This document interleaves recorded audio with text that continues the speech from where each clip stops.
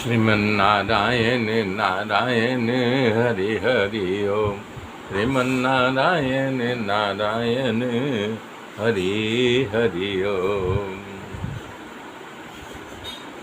प्रियव्रत और उत्तानपाद। अब मनु महाराज के वंश में उत्पन्न पुत्रों के वंश और वंशजों की कथा कहता हूँ।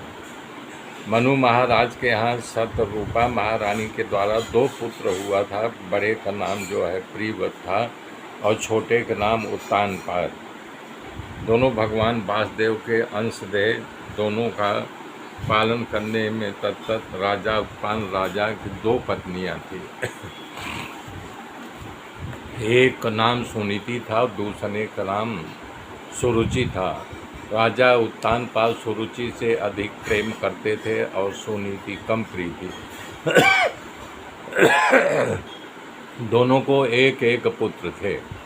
सुनीति के पुत्र का नाम ध्रुव था और सुरुचि के पुत्र का नाम उत्तम था। आध्यात्म का खूब सुंदर अर्थ इसका निकाला है। उत्तानपाद मतलब जीव जब जन्म लेता है तो उसका पैर ऊपर की ओर होता है और उसकी 2 पत्नियां होती। सुनीति सुरुचि से सु को निकाल दो तो बचेगा रुचि और नीति।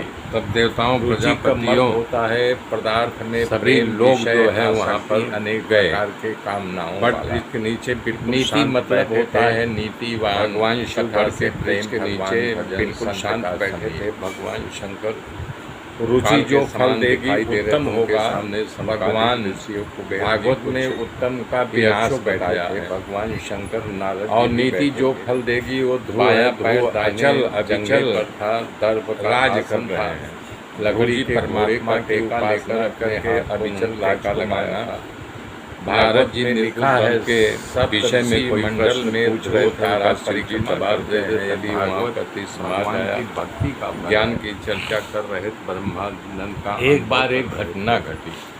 राजा उत्तान महादेव तमाम देवता का झुंड अपने निकले लेकर बैठे थे करके सब। तभी वहाँ पर ध्रुव आया। उसने हाथ फैला ब्रह्मा जी मैं भी आपके गोद में। बोले अरे ब्रह्मा जी पधारे। ऐसा कहकर अपने आसन से उठे। थोड़ा आगे बढ़कर के भगवान शंकर ने पिताजी को प्रणाम किया और गोद में बैठने के लिए अपना हाथ लंबा किया तो वहाँ बैठी उसकी पत्नी सुरुचि ने आंख दिखा भगवान के इशारे से ना किया नमस्तक होकर के पिता ने करके अपना हाथ ने लगे दिया और बोले चलो बहुत। दूसरी बात फिर यानी कि ध्रुव ने कहा पिताजी मुझे भी बैठाओ। तब माता उसको बुला ली अपने पास। बोली बेटा तो कब से बोल रहा है गोद में बैठूंगा गोद में। हे भगवान एक मैं आपको पहचानता हूँ। हे परम पुरुष परमात्मा स्वामी तपस्या करो। तपस्या करने के बाद जब भगवान परमात्मा है आप ही हो। पर मानना कि तुम हमारे पेट आप संसार की रचना पालन विनाश करने वाले हो। आपके शक्ति के द्वारा सब हो अन्यथा नहीं। आप ही धर्म अर्थ की प्राप्ति कराने वाला था। एक 5 वर्ष के बालक को शब्दों का बाण मार करके उसके हृदय को घायल कर दिया। ध्रुव जी रोने लगे और आपको अपनी माँ सुनीति मेरे पास आए साथ बने रहिए। उसकी आगे में गाथा रख करके खूब तब तक के लिए माता ने पूछा बेटा इतना क्यों रो रहा है? किसी ने कुछ कहा क्या? और क्या बात है बेटा? ध्रुव जी ने विचार किया अगर अपनी दूसरी माता की बात अपनी माँ को बता दूंगा दोनों के बीच में झगड़ा हो जाएगा, संबंध बिगड़ेगा, तब घर का पूरा वातावरण खराब हो जाएगा। ध्रुव जी की बात सच थी। घर में एक दूसरे के साथ संबंध बिगड़े उस घर की मजा जाती रहती है। घर में अशांति और कलह खड़ी हो जाती है।